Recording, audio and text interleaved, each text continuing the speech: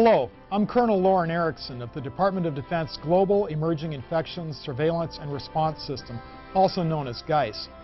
Our mission is to detect, monitor, and respond to infectious diseases that threaten our military personnel and their families. We're actively monitoring cases of influenza around the world. By now, most of you have heard about avian influenza or bird flu, and that it might be the source of the next influenza pandemic. Pandemic flu is actually a term for a new flu virus that is very contagious among people and can spread quickly, causing large outbreaks around the world. Many scientists agree that an influenza pandemic is likely to occur in the foreseeable future. This video will describe how an influenza pandemic could affect you and help you with your preparations. Let's begin by explaining the differences between seasonal, pandemic, and avian flu. The seasonal flu is what we commonly refer to as the flu. It is called seasonal flu because more people typically get sick during the winter months. There are many strains of seasonal flu. They all cause a respiratory illness that can be spread to other people by coughing, sneezing, and touching contaminated surfaces. Many people, especially the very young and old, do get sick, and 36,000 people die each year from seasonal flu. But most people who get sick fully recover. Getting a flu shot or flu mist each year is your best protection against seasonal flu. A pandemic flu is a much more devastating event than an outbreak of the seasonal flu.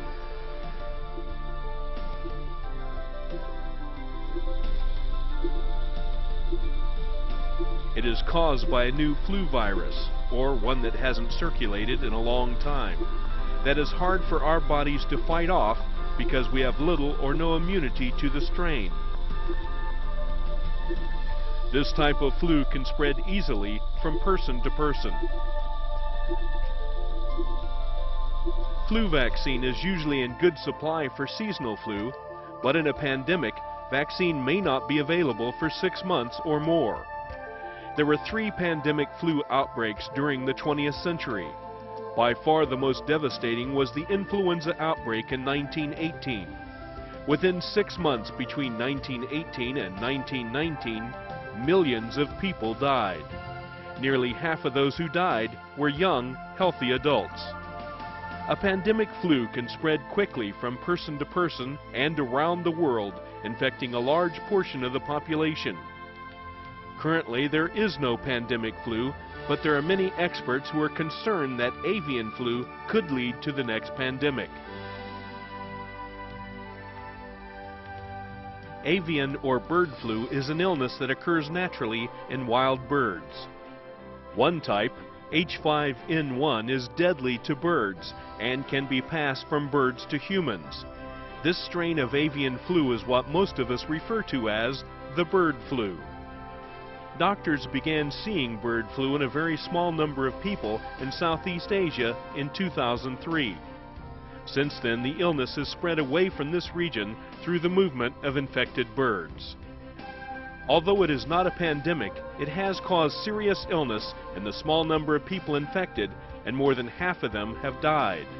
The people infected often live or work directly with poultry. The threat of avian flu might worry you if you're planning to travel overseas. You can travel safely to areas affected by bird flu if you follow a few precautions. Avoid contact with birds, especially in live bird markets or local farms. Eat only fully cooked poultry, egg, or duck dishes. And clean your hands frequently. If you become sick while traveling, contact the local U.S. Embassy. They can assist you in locating medical services and informing your family and friends.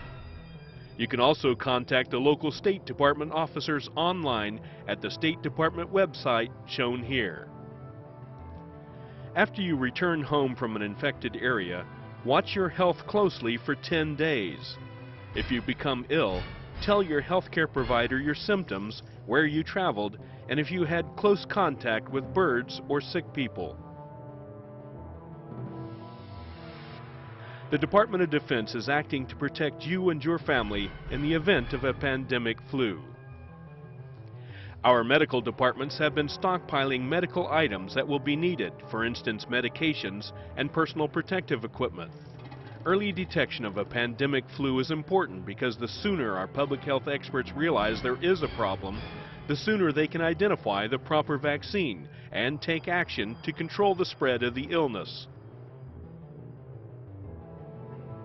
The Department of Defense Global Emerging Infections System, or GEIS, has some 80 sites around the world to detect and track outbreaks of influenza.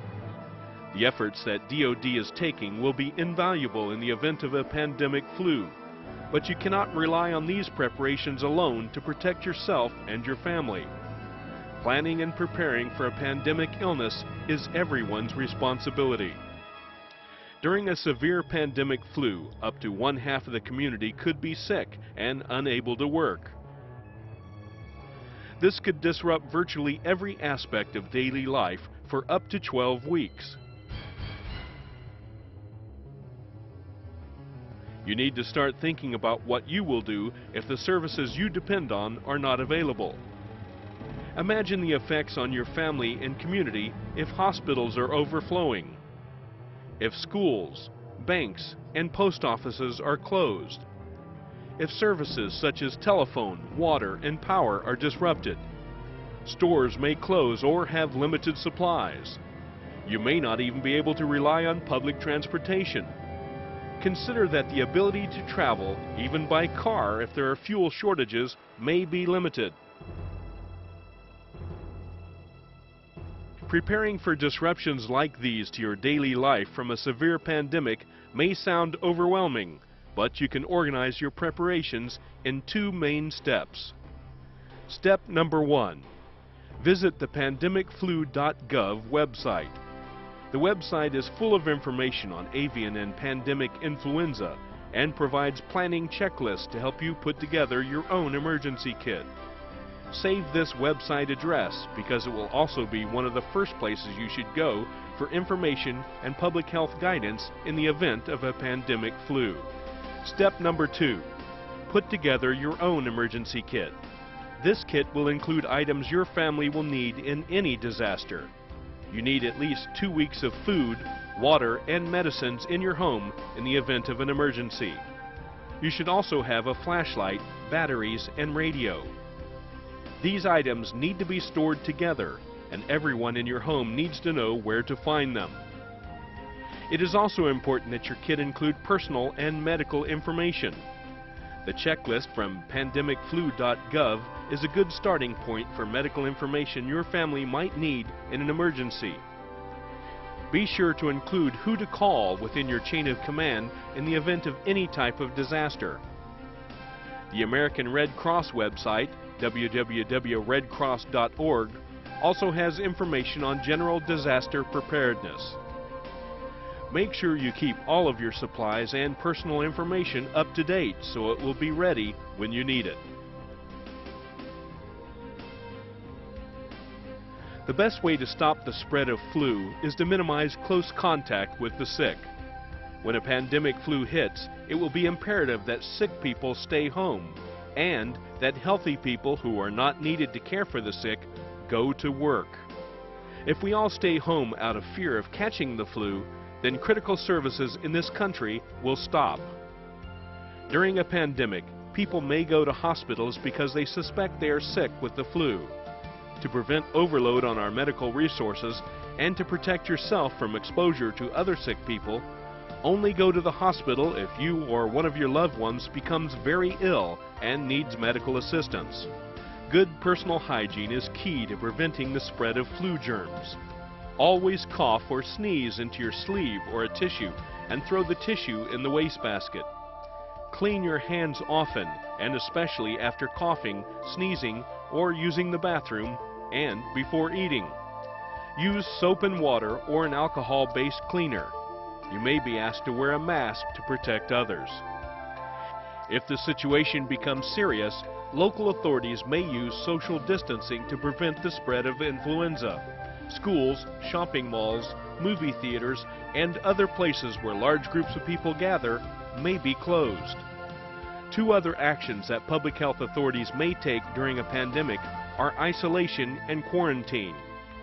Basically, isolation is the separation of sick people from healthy people, and quarantine is the separation of healthy people who have been exposed to the flu from those who have not.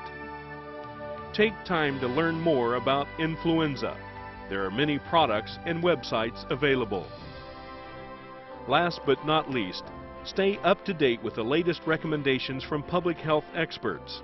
They will rely on the media, television, radio, newspaper, and the internet to deliver information that we will all need to follow to help contain the spread of the illness. The Department of Defense will be using the DoD Watchboard website to update military personnel on pandemic influenza. You've now learned about pandemic flu and how to prepare for it. By following the advice given in this video, you'll be ready to help control the spread of the illness and care for yourself and your family when the next influenza pandemic strikes. Visit the DoD Pandemic Influenza Watchboard now to learn more about influenza and to start working on your personal emergency kit. Remember, it's everyone's responsibility to plan and prepare for an influenza pandemic.